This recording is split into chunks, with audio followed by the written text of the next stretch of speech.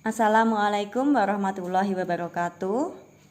Anak-anak, kita akan belajar tentang teorema Pythagoras. Apa itu teorema Pythagoras? Teorema Pythagoras adalah rumus untuk mencari sisi-sisi dari segitiga siku-siku.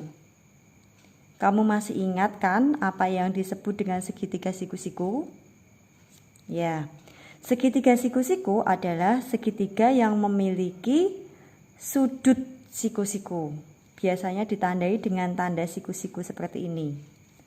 Sudut siku-siku adalah sudut 90 derajat. Nah, rumus dari teorema Pythagoras adalah C kuadrat sama dengan A kuadrat ditambah B kuadrat. Kamu lihat, C adalah sisi miring dari segitiga siku-siku.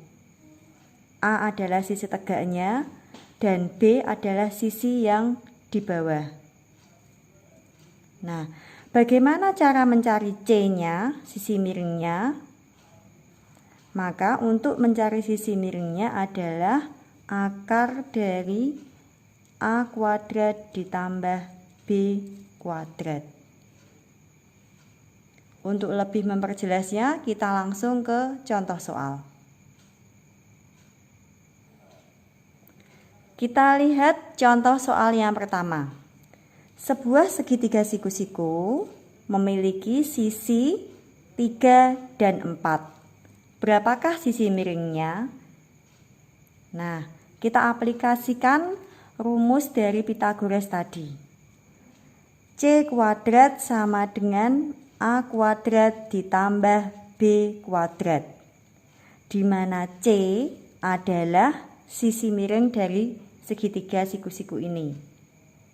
Kita masukkan C kuadrat sama dengan A kuadrat. A kuadrat adalah sisi tegaknya, berarti A-nya berapa? 3. Dikuadratkan. Ditambah B kuadrat, B-nya berapa? 4. Maka 4-nya dikuadratkan.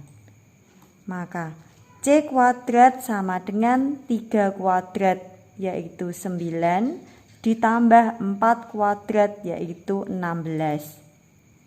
C kuadrat sama dengan 9 ditambah 16 yaitu 25. Nah, maka C adalah akar dari 25. C sama dengan 5. Jadi, sisi miring dari segitiga ini adalah 5. Bagaimana? Mudah bukan? Kita lanjut ke contoh soal kedua. Contoh yang kedua. Sebuah segitiga siku-siku memiliki sisi 8 dan 6. Berapakah sisi miringnya? Kita masukkan ke rumus. Sisi miring disimbolkan sebagai C. C kuadrat sama dengan A kuadrat tambah B kuadrat. Nah, C kuadrat sama dengan yang dianggap sebagai A adalah 8. 8 dikuadratkan. Ditambah B adalah 6. Berarti 6-nya dikuadratkan. Maka C kuadrat sama dengan 8 kuadrat ditambah 6 kuadrat. 8 kuadrat adalah 64. 6 kuadrat adalah 36. Maka C kuadrat sama dengan 64 ditambah 36 sama dengan 100. Jadi C yaitu akar dari 100. C adalah 10. Jadi ini adalah 10. Bagaimana? Mudah kan? Lanjut ke soal selanjutnya. Kita lanjut ke contoh soal ketiga. Diketahui sebuah segitiga siku-siku memiliki sisi miring 13 dan sisi yang di bawah 12. Berapakah sisi tegaknya? Kita umpamakan ini adalah C, ini adalah B, ini adalah A. Rumusnya adalah C kuadrat sama dengan A kuadrat ditambah B kuadrat. Yang kita ketahui adalah C dan B. Yang ditanyakan adalah A. Maka dari rumus ini dapat kita turunkan rumus A kuadrat sama dengan C kuadrat dikurangi B kuadrat. Langsung kita masukkan. A kuadratnya belum diketahui. C kuadrat, kita lihat C-nya 13, berarti C kuadrat adalah 13 kuadrat.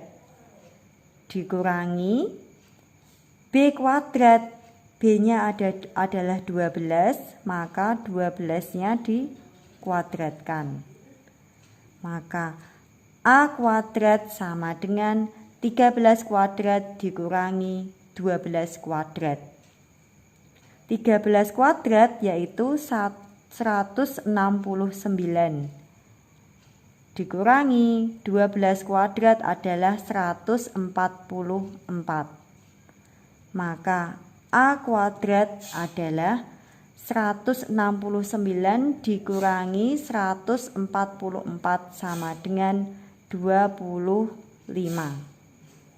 Nah, dari sini dapat kita hitung A adalah akar dari 25.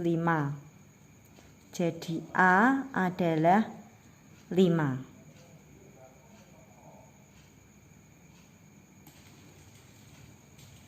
Anak-anak, demikian penjelasan Ibu tentang teorema Pythagoras. Untuk lebih memperdalam tentang teorema Pythagoras ini, kalian harus banyak berlatih. Pesan Ibu, tetap semangat dan jaga kesehatan selama di rumah. Wassalamualaikum warahmatullahi wabarakatuh.